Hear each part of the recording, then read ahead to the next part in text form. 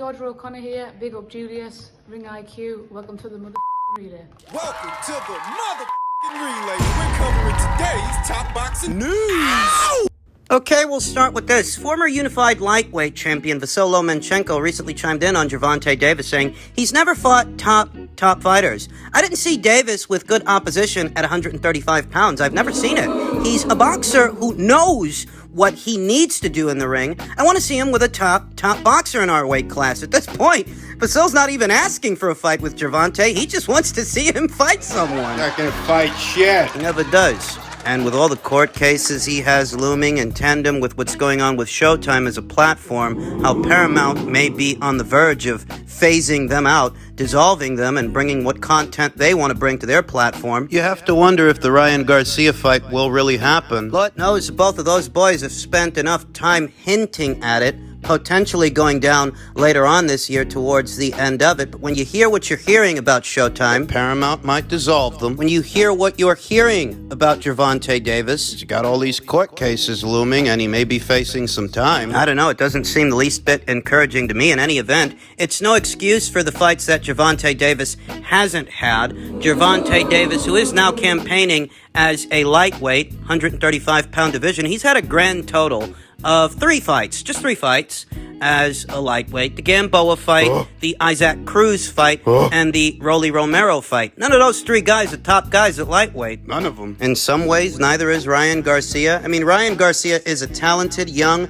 unbeaten guy, but he's also a young, unbeaten guy that very recently moved up to 140 pounds. Ryan was never a champion at lightweight. He's not a champion now at super lightweight. In many ways, he's just a contender. A very popular contender that has his own marquee value, but still, just a contender. A contender with a higher ceiling than perhaps an Isaac Cruz, a contender with a higher ceiling than perhaps a Rolly Romero. Yes, definitely, he is those things, but he's not an established top guy at 135 or 140. He's not an established champion at either of those weights. So even if Ryan Garcia versus Gervonta Davis is a big commercial fight, Gervonta Davis has campaigned at 3 weights. He's 27 going on 28 years old. Whatever he is, he's closer to 30 than he is to 20.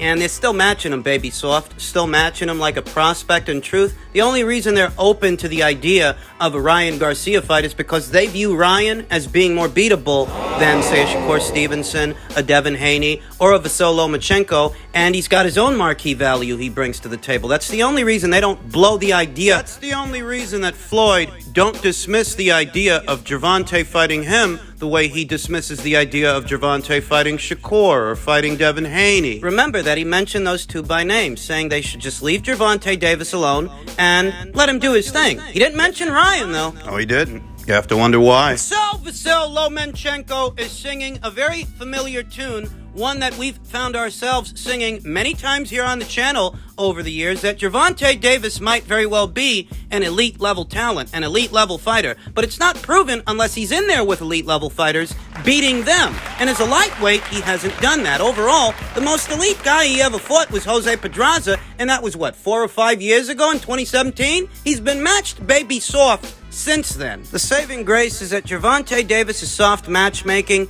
isn't stifling progress in the weight class, in the division, as Vasyl Lomachenko very recently chimed in on a Devin Haney fight, a Devin Haney showdown, saying now he is the undisputed world champion. He holds 4 belts. These 4 belts are what I want, what I've followed all my professional career. So now he's the undisputed world champion. That's why I want this fight. And that's why, no matter what's going on with Gervonta, or what is it? Who cares? There are plenty of other fights to make that don't even involve him. Lomachenko versus Haney is one of them. You often hear me say here on the channel that nobody's starving because they can't get a Gervonta Davis fight. Look at what's going on up there at 168 pounds. Between 160 and 168. How all these guys are lined up, single file, playing it safe, waiting for Canelo Alvarez to give them the golden ticket. That's not what's going on at 135. At 135, fights are happening. Contrary to what Leonard Ellerby would have you believe, Gervonta Davis ain't the cash cow of nothing. Gervonta Davis isn't to 135 and 140 pounds what Canelo is to 160 and 168 pounds. You've got guys, they're basing their whole fucking careers on Canelo. That's not the case with Gervonta.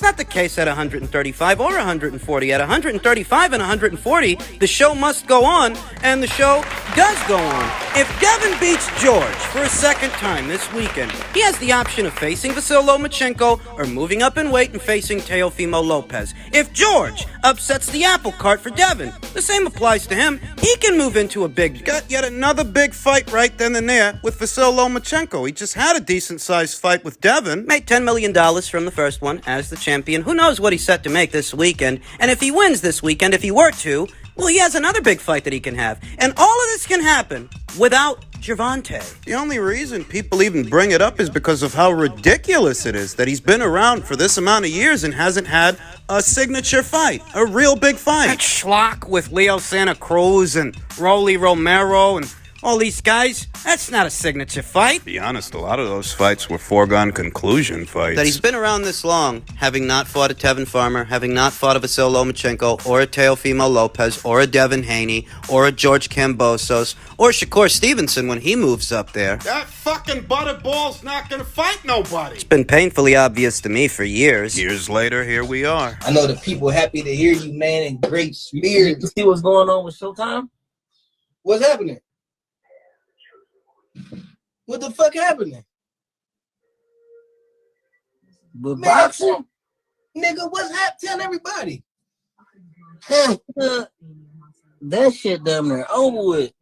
Showtime? Yeah. How the fuck? They talking about Steven Espinoza done. Man, they saying that boxing shit over.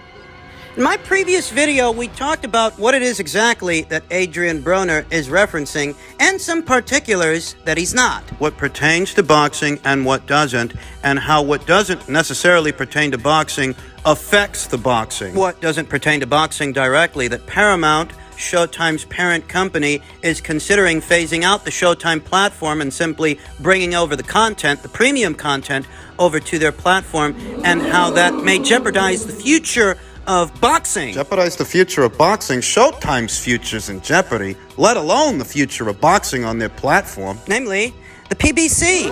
What happens to the PBC and their fighters if Showtime is in fact dissolved and Paramount doesn't bring them over? There are several scenarios we have to entertain in a situation where Showtime may end up being dissolved. In a situation where Showtime is dissolved, if Paramount decides to pick up the PBC, brings them over to their platform, and you have to subscribe to Paramount to get your PBC fights, well then it's a no fuss, no muss, no harm, no foul situation. It's not an issue. Because Paramount is a bigger platform than Showtime anyway. Paramount is Showtime's father company. So if it were to happen that way, it's no issue, none at all. But usually in these situations, what the parent company does is trim the fat, shed the excess. But if the people at Paramount decide they don't need PBC shows, they don't need boxing for their platform, if they make a decision like that, well then the PBC finds themselves in a bit of a bind, since Fox may be all but done with the sport of boxing and Showtime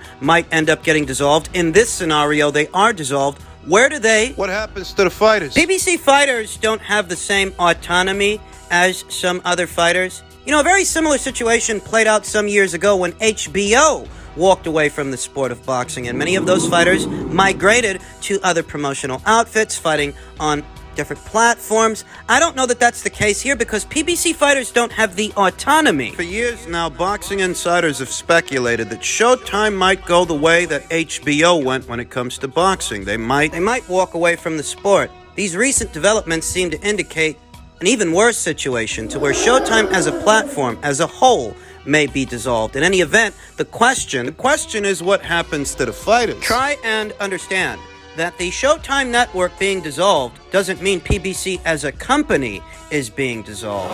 PBC's got contracts on all of these fighters, and those contracts would likely still be active and still actionable. What about Jake Paul? He fights on Showtime too. Yes, he does. And his upcoming fight with Anderson Silva Well, the tickets don't seem to be selling very well. The Tyrone Woodley rematch flopped. That was his second fight on the Showtime platform. His upcoming fight with Anderson Silva, that will be his third fight on the platform. That's 3 fights. We know that he signed a multi-fight deal with Showtime, but how many fights are in that deal? Is it 2 fights, 3 fights? What if this upcoming fight with Anderson Silva is the final fight of the existing deal? Just something you want to consider when you think about Jake Paul and his tenure at Showtime. Maybe this will be his last fight on the platform, the last fight of the deal. He hasn't exactly been moving big units, big units at the box office and big units at the gate. See what happens with that. The doomsday scenario that everybody's got on their mind, however, involves the PBC.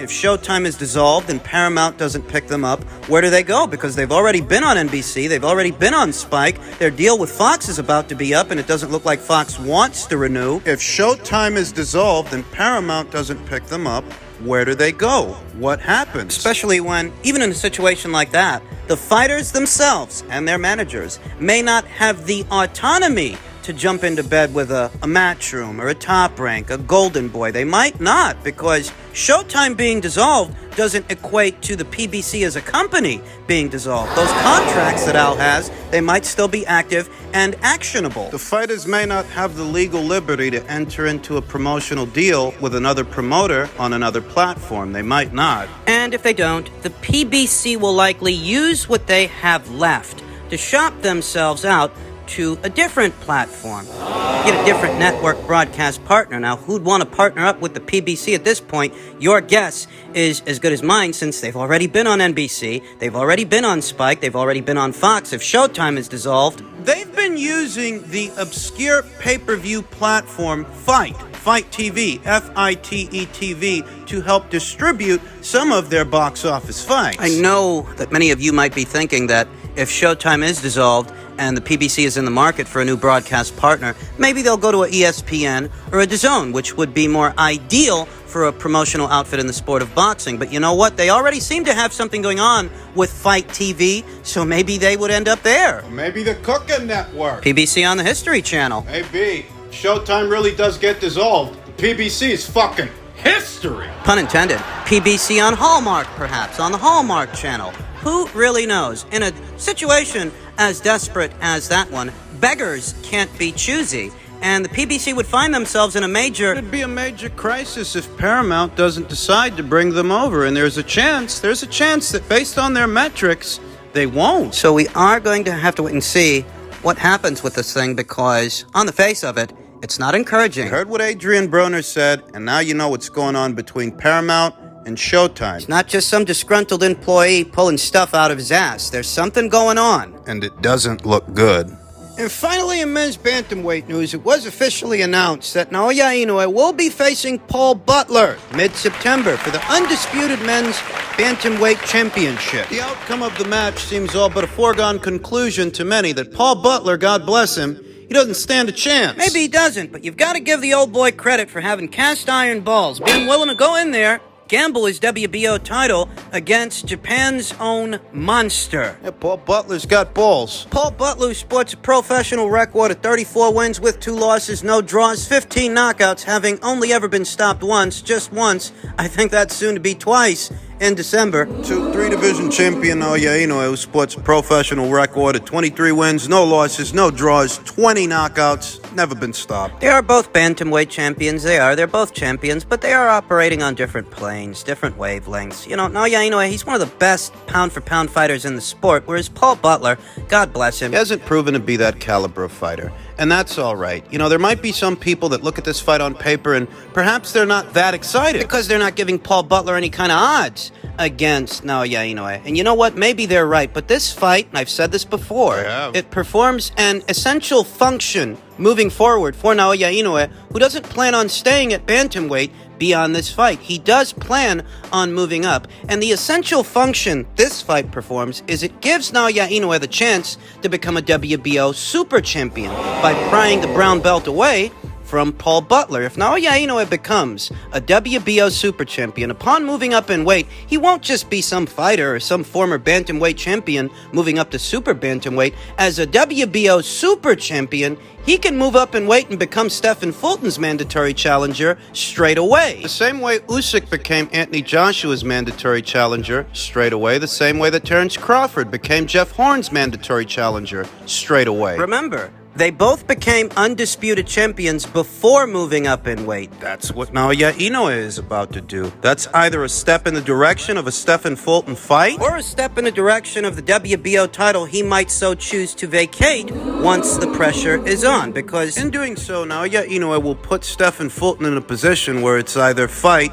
or flight. You're either going to fight to keep the brown belt, or you're gonna give it up. Stephen Fulton, who's been trading barbs with his countryman, Reese Alim, an up-and-comer, who wants a Stephen Fulton fight, but Stephen doesn't seem to want to give him one. In truth, I'd sooner expect Stephen to share the ring with Reese Alim than Naoya Inoue. Just being honest, I'm not optimistic. Naoya Inoue wants to make history. History for himself, history for his legacy, his career, his country. That's what he's doing. But if the prestige of all of that is not enough to get you excited about this Inoue versus Butler fight, if that doesn't sell you, him becoming a WBO super champion should. That in tandem with Bob Arum always having had a way with the WBO, if his guy ends up becoming WBO super champion, that either brings us closer to Inoue versus Fulton, or it puts Fulton in a situation where he's exposed, where he's forced to give up the WBO title. He will have a choice to make, and I prefer that he make it. Of course I'd like to see Inoue versus Fulton as a fight.